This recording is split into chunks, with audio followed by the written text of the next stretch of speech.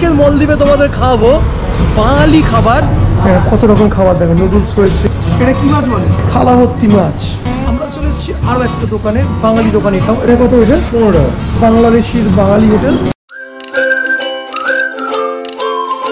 মলদ্বীপ থেকে একটা ফ্রেশ ভিডিওতে স্বাগত। আজকের মলদ্বীপে তোমাদের খাওয়াবো বাঙালি খাবার বাঙালি দোকান থেকে। এই আমার বন্ধুরা ঢুকে গেছে বাঙালি হোটেলে। এই হচ্ছে এখানে বাঙালি খাবার কী কী পাওয়া যায় আর এসব একবার দেখবি। এই দেখো থালা ভর্তি মাছ। মাছ ডিমের বড়া নাকি? কিসে বড়াবে এটা? মাছের ডিমের বড়া নাকি?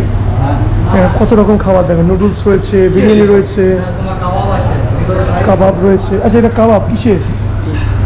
ফিশ কাবাব। ফিশ কাবাব, আচ্ছা আচ্ছা আচ্ছা, লিভার লিভার এসব মাছের আইটেম। এগুলো এই মাছটা একটু তোলো না একটু।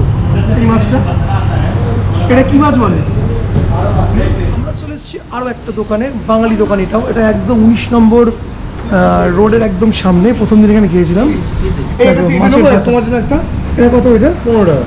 না ওটা না, ये 3 दे दीजिए, एक डाल दीजिए और 3 प्लेट राइस दीजिए। ওকে, হ্যাঁ এইটার থেকে ওটা বোধহয় বেশি ভালো হবে না?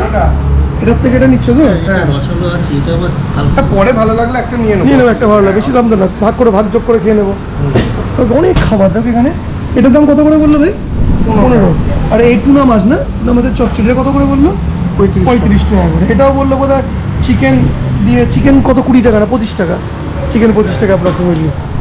একদম এখানে দেখো একদম পুরো বাঙালি হোটেল, একদম পুরো বাংলাদেশির বাঙালি হোটেল, যেখানে আমরা প্রথম দিন অলরেডি খেয়েছি।